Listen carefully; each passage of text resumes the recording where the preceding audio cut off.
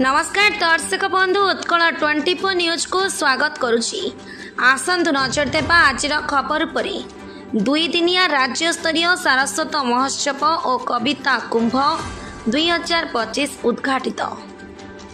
श्रीलिप्ता print media द्वारा प्रकाशित दैनिक संवादपत्र अपराह्नर 15तम वार्षिक उत्सव 2025 पालन अवसर में राज्य स्तरीय सारस्वत महोत्सव और कविता कुंभ आज बालेश्वर गांधी स्मृति भवन में सकाळ 9:30 उद्घाटित हो जाइछि। यह महोत्सव 2 दिन धरी पालित हेब। अभ्यर्थना कमिटीर अध्यक्ष डॉक्टर घनश्याम विश्वाल पौरोहित्य अनुष्ठित उत्सव को उद्घाटन करथिले पूर्वतन सांसद इंजीनियर रवींद्र कुमार जेना। बालेश्वर एभली सारस्वत महोत्सव कविता कुंभ आयोजन करिपारिथिबारु आयोजक तथा अपराह्नर संपादकों को श्री जेना प्रशंसा करथिले।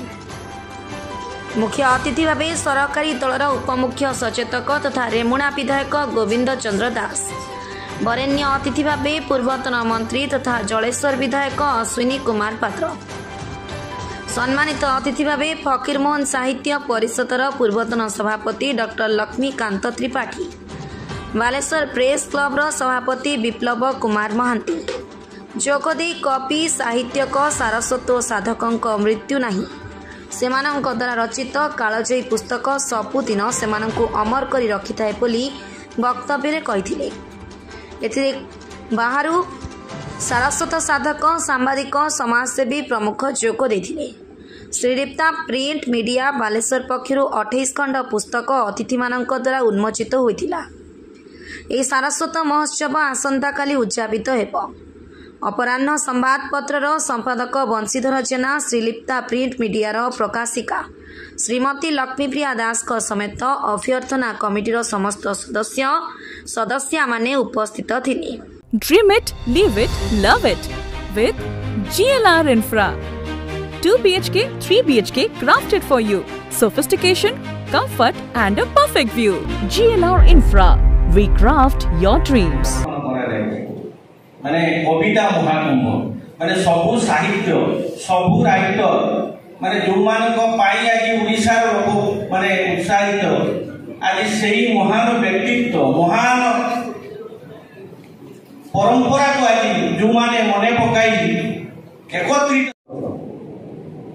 दीर्घ दिन सांबादिकता पर जते संपादन दायित्व से जते अनुध्यान संवादपत्र उइगिली थिला 2010 रे तापक सृष्टि अपराह्न अर्पण अपराह्न मिड डे न्यूज पेपर जड़े सारा ओडिशा चर्चित खबर कागज थी आपण मान नजर को आनीदेवी ओडिशा पकड़ाणी कथा हो गणमाध्यम अश्लीलता विरुद्ध हो विभिन्न राजनैतिक नेतांकर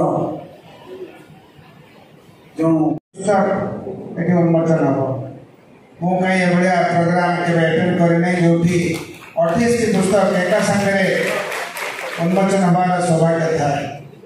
पुस्तक माध्यम आपण माने ज्ञान बांटिबार एक विराट प्रयास करते आम मैंने पढ़ार सौभाग्य पाई था। महात्मा गांधी पुस्तक विषय को आज किसी घटनावली सहित संवेद करने चाहिए। अल्प केते दिन घटना आपण मैंने टीवी खबर कागज पढ़ी थे।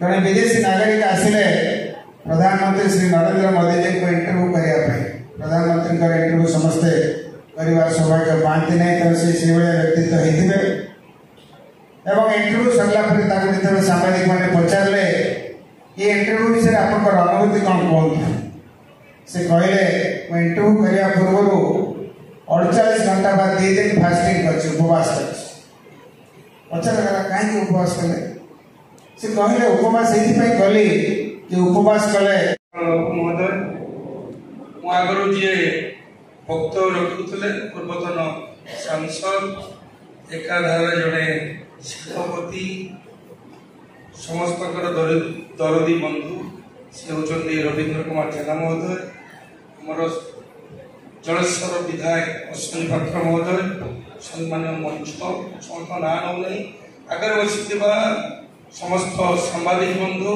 आसी पड़िशारू समस्त लेखक लेखिका बंधुगण निश्चित बंशी भाई एवं लक्ष्मी भौणी ये दुई जन जो प्रचेषा आज बालेश्वर प्रभावती मल्लिक रिपोर्ट उत्कल 24 न्यूज।